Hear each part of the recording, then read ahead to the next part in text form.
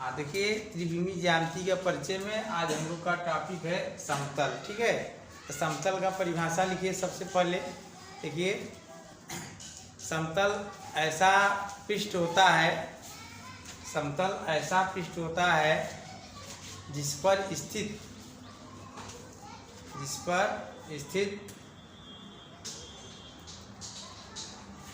स्थित किसी रेखाखंड का प्रत्येक बिंदु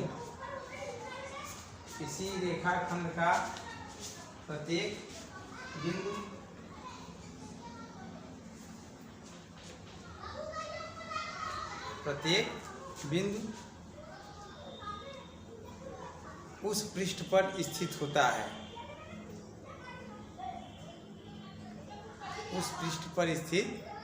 है। मतलब कि समतल एक ऐसा सतह होता है जिस पर कोई रेखा है तो उसका प्रत्येक बिंदु समतल पर होता है। समझ में आया? ये समतल का परिभाषा हो गया।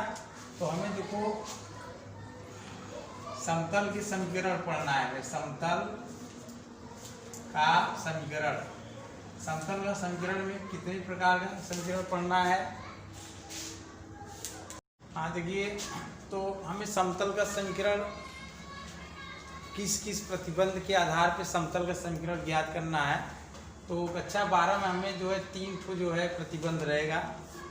या तो इस प्रतिबंध पर समतल का समीकरण ज्ञात करना हो, या तो इस प्रतिबंध पर, या तो इस प्रतिबंध पर। पहला है समतल का अभिलंब वेक्टर n और मूल बिंदु से समतल की दूरी d के रूप में समतल का समीकरण।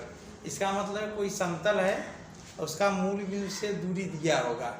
ठीक है, मूल बिंदु से उस समतल की दूरी, जैसे बोर्ड है ना, ये बोर्ड हो गया और यहाँ पे मूल बिंदु हो गया, यहाँ क्या हो गया? मूल बिंदु। यहाँ से ये दूरी d दिया हो, ठीक है, और समतल पर अभिलंब दिया हो। अभिलंब मतलब यहीं, यहाँ से एक लंबवत सदिश दिया हो, तब समतल का समीकरण ज्ञात करेंगे, पहला।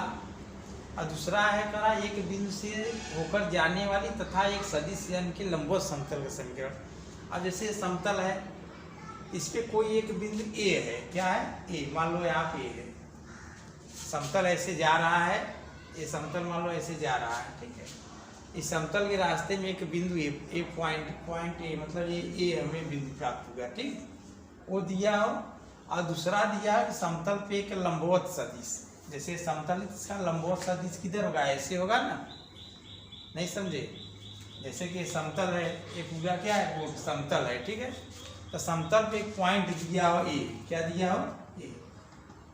और दूसरा क्या होना चाहिए हमें? इस समतल पे एक लंबवत सदिश या तो ऐसे, या तो ऐसे, या तो ऐसे, माने कहीं से भी एक लंबवत सदिश हो और एक बिंदु दिया हो, तब हम समतल के समीकरण ज्ञात करेंगे। और तीसरा पॉइंट दिया है 3 असंरेखी बिंदुओं से होकर जाने वाली समतल का समीकरण। मतलब 3 ठो बिंदु हो, वो संरेख न हो, ऐसे हो, ऐसे, ऐसे, ये संरेख हो गया। इससे समतल नहीं बनेगा ना, इससे समतल हमारा नहीं बनेगा। 3 असंरेखी मतलब 1 2 यहाँ, इस प्रकार का जैसे बिंदु दिया हो ऐसे, तब इससे समतल का समीकरण। तो सबसे पहले हम एक तरफ से चलते हैं, नहीं, सबसे पहले तीसरा बता देते हैं, बहुत सिंपल है। चलो एक तरफ से चलते हैं, पहला। तो पहला हेडिंग सभी लोग डालेंगे।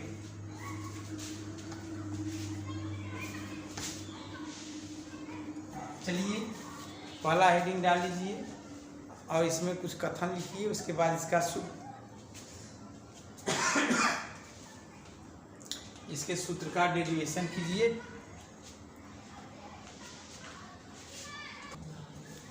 देखिए, मान लीजिए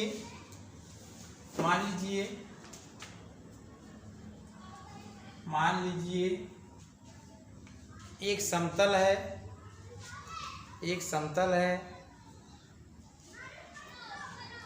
जिसकी मूल बिंदु से दूरी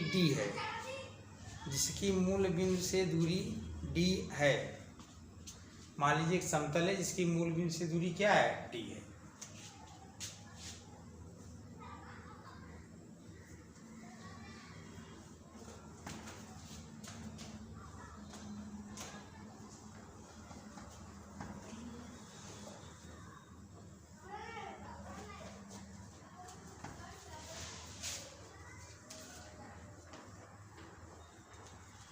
मान लीजिए समतल है, इसकी मूल बिंदु से दूरी क्या है, डी।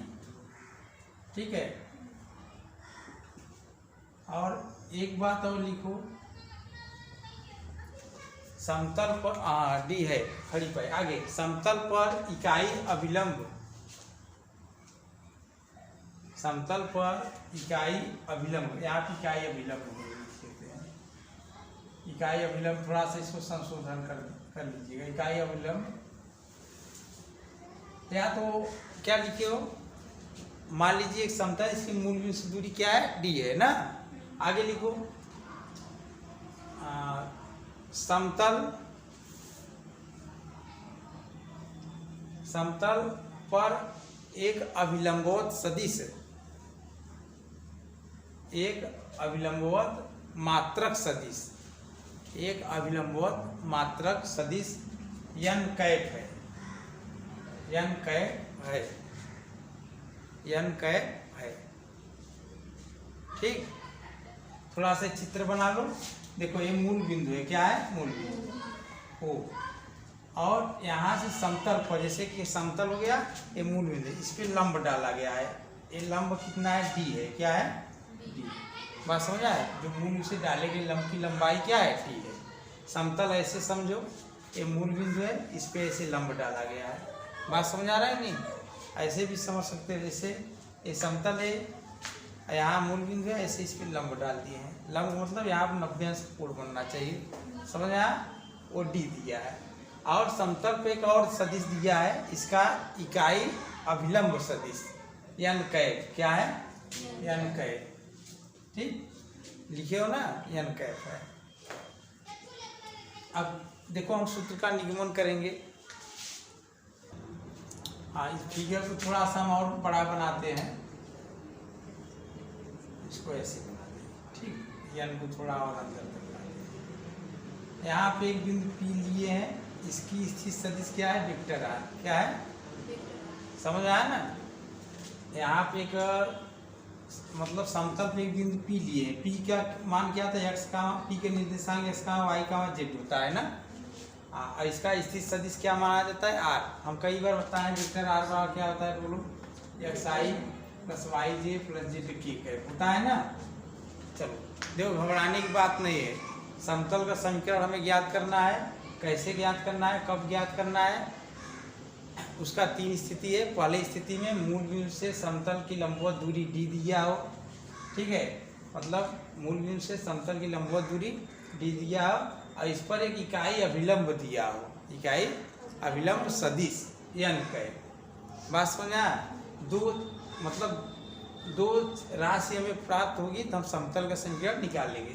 तो हमें ये भी मानना पड़ेगा कि मान लीजिए समतल पे बिंदु P है, जिसकी स्थित सदिश क्या है, r है, क्या है, r है। तो चलिए सबसे पहले हम ON का सदिश निकालते हैं। किसका, ON का सदिश।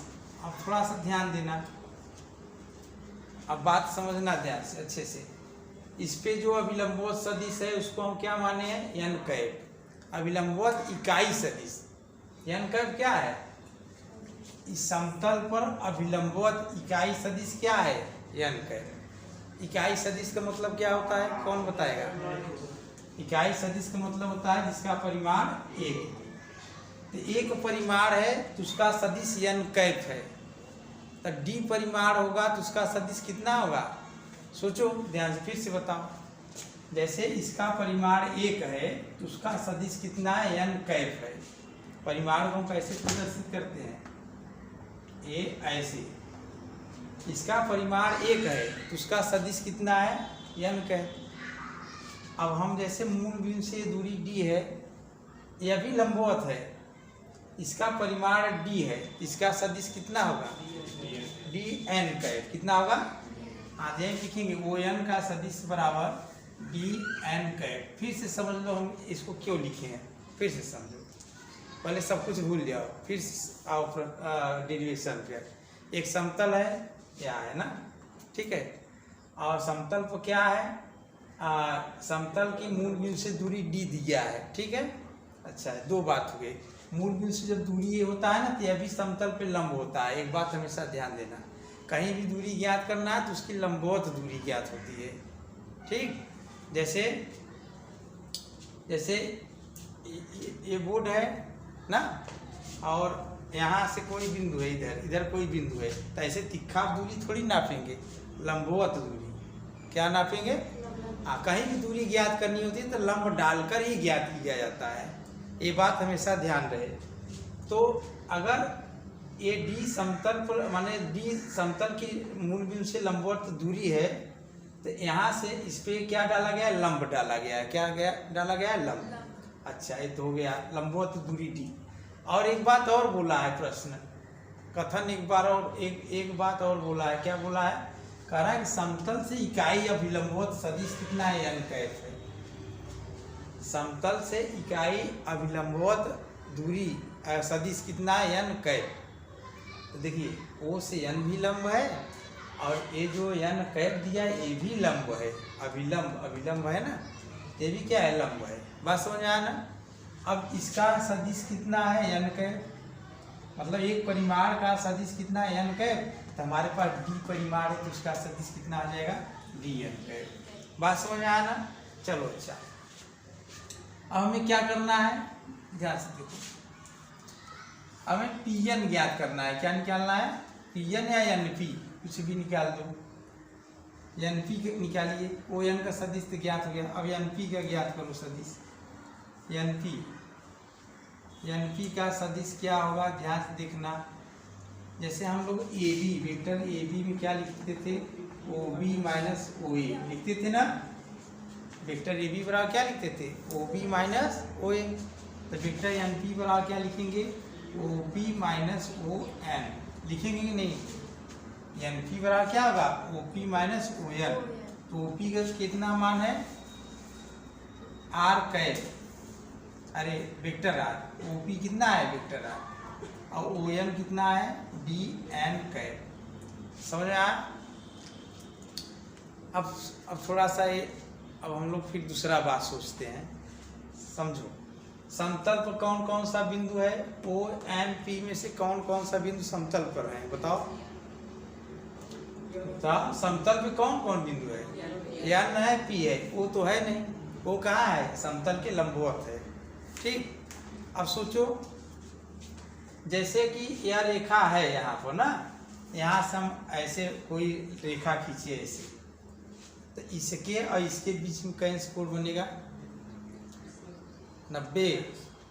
अरे यार, ये पृथ्वी कोई भी वस्तु है ना, हम पृथ्वी पर ऐसे खड़े हैं, सीधा खड़े ऊर्ध्वाधर, तो 90 बनेगा कि नहीं। इधर से भी 90 बनेगा, इधर से भी 90 बनेगा, सभी जगह से 90 बनेगा कि नहीं। तो यह जो है, यह इसको पृथ्वी मान लो, पृथ्वी पर ये खड़ा है लंबवत, ठीक है। पृथ्वी यह जब लंबवत खड़ा है, NP और ON के बीच 90 अंश का कोण बनेगा नहीं समझे, फिर से समझ लो। जैसे ये समतल है, समतल पर कोई रेखा खींच दिए हम, पृथ्वी पर कोई रेखा हम खींच दिए, ठीक है। और पृथ्वी पर हम खड़े हैं, एकदम सीधा ऊर्ध्वाधर खड़े हैं, तो उस रेखा से हमारे बीच कितने अंश कोण बनेगा, 90।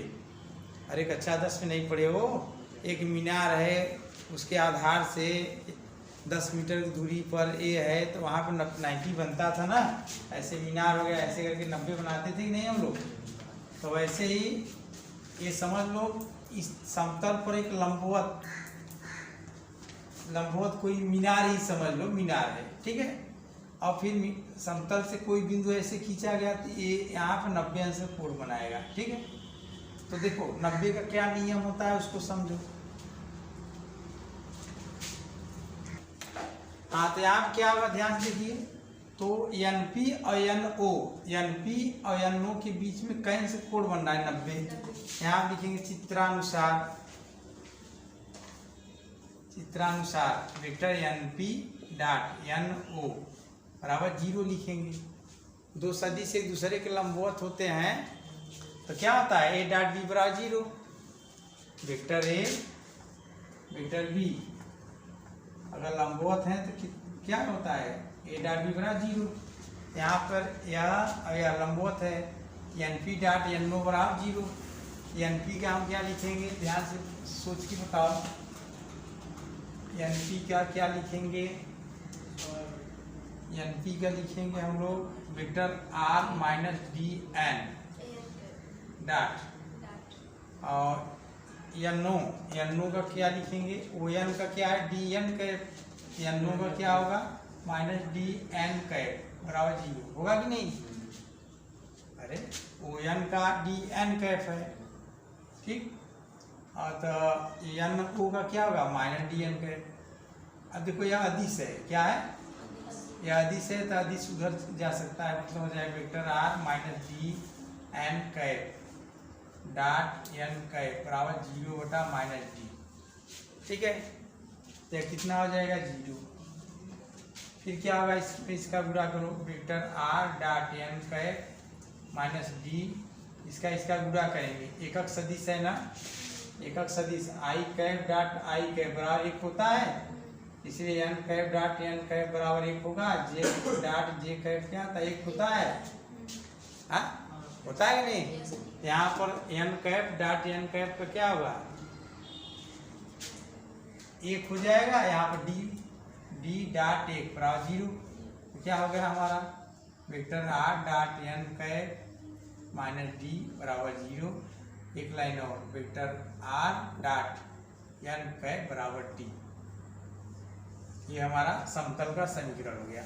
अच्छा, इसको लिखने से पहले एक बार हम फिर से समझते हैं। देखो ये ज्योमेट्री है, मतलब इसको ध्यान से समझो, यह एक समतल है, ठीक, इसको समझने से पहले एक बात और समझो, अच्छे से समझो, इसको मिटा दें थोड़ा सा, चलो देखो यह एकक सदिश है यानी है, इसका परिमाण कितना है 1, कितना है, अगर कोई पूछेगा इसी के दिशा में 10 परिमाण का सदिश बताइए, तो हमें क्या करना पड़ेगा, एक परिमाण का सदिश n कैप, 10 परिमाण का सदिश 10 n कैप, बात समझ में आया।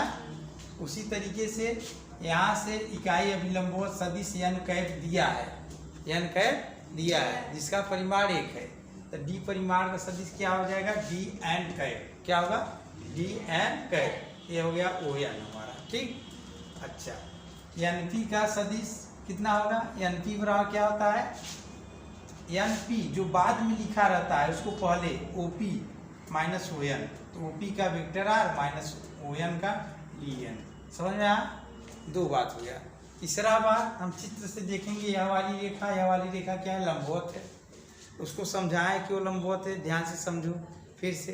जैसे पृथ्वी पर कोई रेखा है, उस रेखा पर हम खड़े हो गए, तो हमारा और हम उस रेखा के साथ कहीं से कोण बनाएंगे 90, तो सदिश में नियम होता है 90 का, अगर 2 सदिश एक दूसरे के लंबवत हैं तो वेक्टर ए डॉट बी बराबर क्या होता है 0, क्या होता है, अगर कहीं पे वेक्टर ए डॉट बी 0 मिल गया, vector a dot vector b बराबर 0, तो हम क्या कहते हैं वेक्टर ए और वेक्टर बी क्या है एक दूसरे के लंबवत हैं, ठीक। यहाँ से देखिए यह वाला लंबवत है, तो हम लिख दिए N P dot N O बराबर 0, एन पी के स्थान पे एन पी का मान माइनस एन ओ का स्थान पे एन ओ का मान, ठीक। यहाँ माइनस डी अदिश है तो इधर आगे आ जाएगा 0 के नीचे, ये पूरा नहीं आएगा, ये नहीं आएगा, सिर्फ माइनस डी आएगा, इसको इसमें गुणा इसका इसमें कर दिए तो ये आंसर आ गया, समतल का समीकरण हो गया, ठीक। अच्छा, इसको थोड़ा सा कर लीजिए। हाँ देखिए, दूसरा है एक बिंदु ए वेक्टर ए से होकर जाने वाली तथा एक सदिश के लंबवत सदिश का समीकरण, दूसरा यह है ना। इसमें क्या करना है, ध्यान से देखो, एक समतल है ये, ठीक,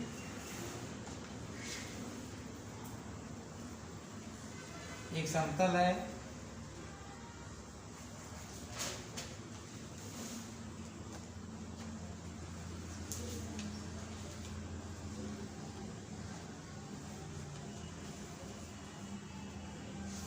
या किससे होकर जा रहा है ए से, ये हम मान ले रहे हैं यहाँ पे एक बिंदु ए है, ठीक है, अब ए से होकर जा रहा है और एक सदिश वेक्टर एन के लंबवत है, यहाँ से जो है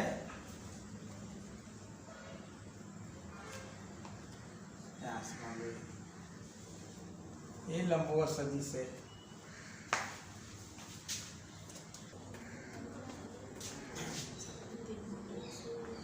ध्यान दीजिए यह एक समतल है, इस पर एक लंबवत सदिश क्या है, वेक्टर n है। क्या है? यह किससे होकर जा रहा है? ए से। किससे होकर जा रहा है? ए से। बात समझ में आया? तो हमें जो है समतल का समीकरण निकालना है, तो हमें एक इस पे बिंदु P मानना पड़ता है। P की स्थित सदिश वेक्टर r होता है, और वेक्टर r बराबर हम लोग क्या जानते हैं, x i है प्लस y j है प्लस z k है। समझ में आया ना? तो यहाँ पे एक बिंदु हम लोग लेते हैं, कोई मान लीजिए यहाँ पे एक बिंदु P है, और कहीं पे मूल बिंदु मानते हैं। मूल बिंदु कहाँ मान ले? बाहर यहीं मान लेते हैं। ठीक है, यहाँ पे समझ में आया? अब क्या करना है, वो से इसको मिला दिए, वो से इसको मिला दिए। ठीक, यह वाला सदिश r है, यह वाला क्या है, a है। ठीक, तो हम सबसे पहले AP निकालते हैं। क्या निकालते हैं? AP। हाँ, यहाँ आप लिखेंगे, थोड़ा सा कथन लिख लो। मान लीजिए समतल पर एक बिंदु P है, समतल पर एक बिंदु P है जिसकी स्थित सदिश वेक्टर r है, जिसकी स्थित सदिश वेक्टर r है। हो गया? चलो आगे, वेक्टर r है। ठीक है, और आगे लिखो, समतल पर एक अन्य बिंदु A है, समतल पर एक अन्य बिंदु क्या है, A है, कैपिटल A, जिसकी स्थित सदिश वेक्टर A है, जिसकी स्थित सदिश वेक्टर A है।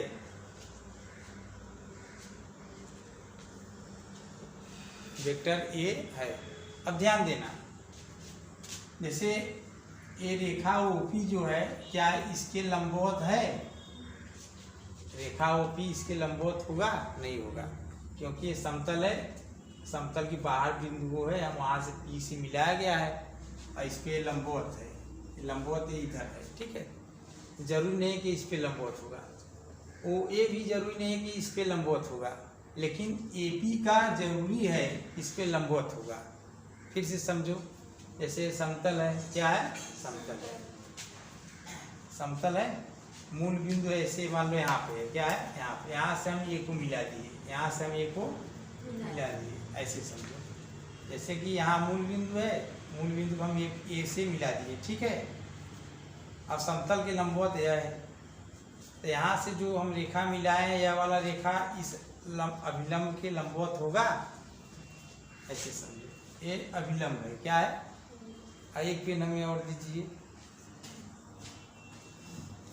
अब क्या करना है, ये बाहर मूल बिंदु है, बाहर क्या है, मूल बिंदु है, और यहाँ पे है, ऐसे मूल बिंदु से ऐसे मिलाए। ठीक है, अब देखो क्या यह रेखा लंबवत है एक दूसरे की।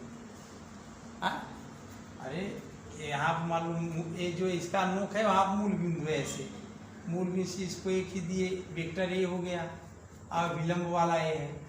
तो यह रेखा लंब है? नहीं है। लंब के लिए एक कंडीशन चाहिए ना, ऐसे बनेगा तब ना लंब होता है।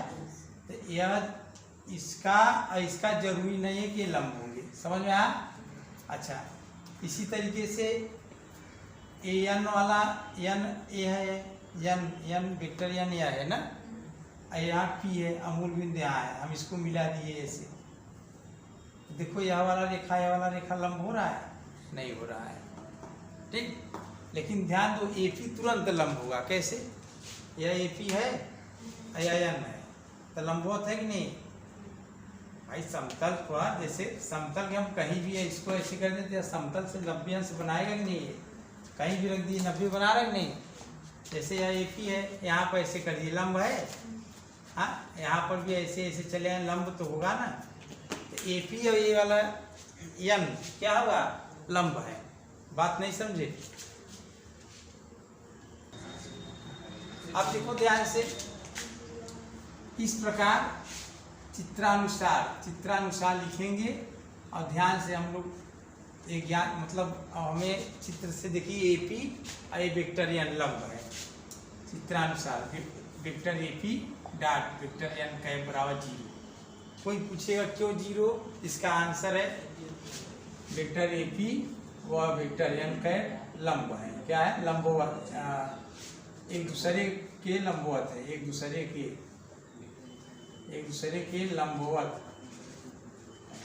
बात समझ में आया ना? AP को क्या लिखेंगे बताओ? OP minus OA dot n cap बराबर 0। OP जाए वेक्टर R माइनस OA जाए vector A dot n cap बराबर 0। गुणा कर दो vector R dot n cap minus A dot n बराबर 0, वेक्टर R डॉट n बराबर A डॉट n। ये हमारा समीकरण तैयार हो गया। इसको लिख लो। अगला है 3 असंरेख बिंदुओं से जाने वाले समतल का समीकरण। एक समतल बनाइए और लिखिए, मान लीजिए किसी समतल पर बिंदु A, B और C स्थित हैं। किसी समतल पर बिंदु A, B और C स्थित हैं, जिसकी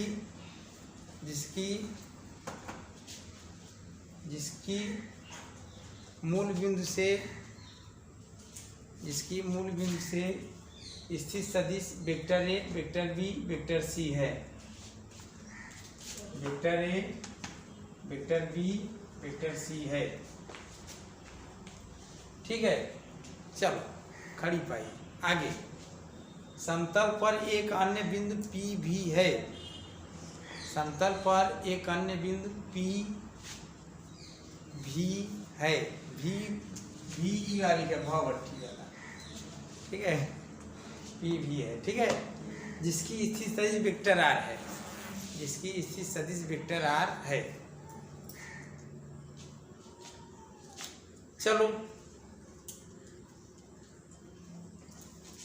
अब ध्यान से देखिए, क्या करना है? कुछ नहीं करना है, जब सीधा सीधा है। हम लोग सबसे पहले AP निकालेंगे। क्या निकालेंगे? AB निकालेंगे। क्या निकालेंगे? चलो AP निकालते हैं। AP बराबर क्या होगा? OP minus OA। बात सही है? यहाँ पे जाए vector R minus vector A। AB निकालिए, क्या होगा? OB minus OA।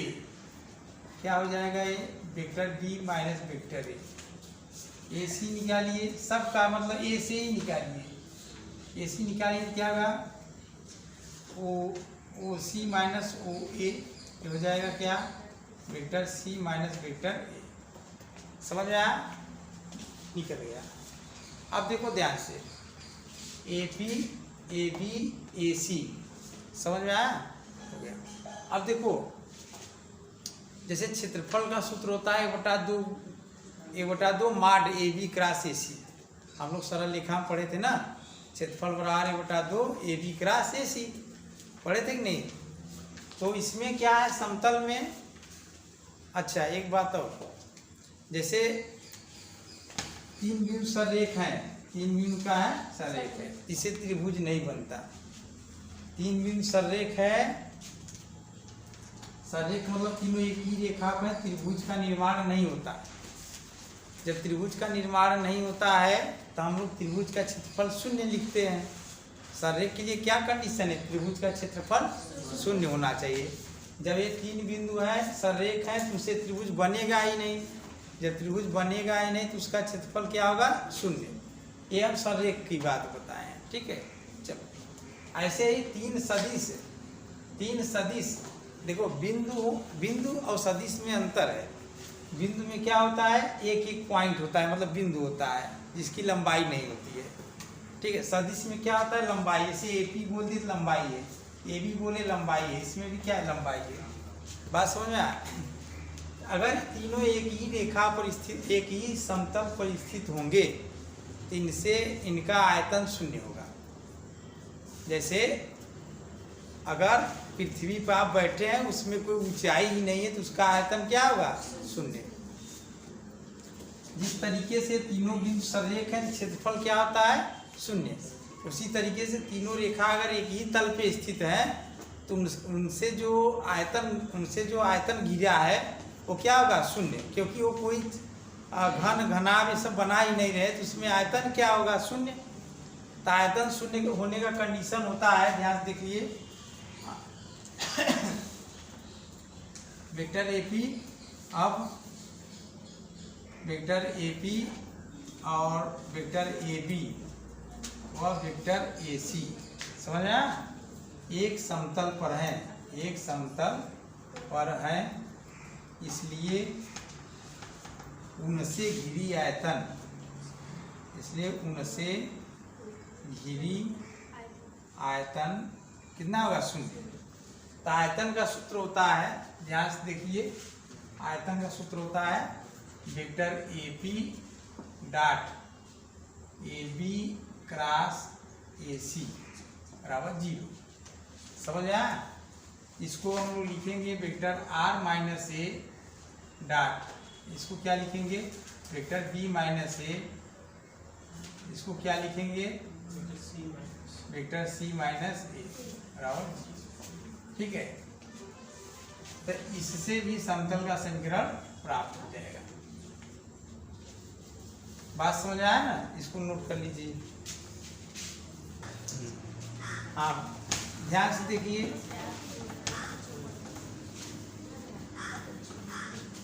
आज हम लोग जो है समतल का समीकरण जो भी पढ़े वो सदिश रूप में पढ़े हैं, ठीक है?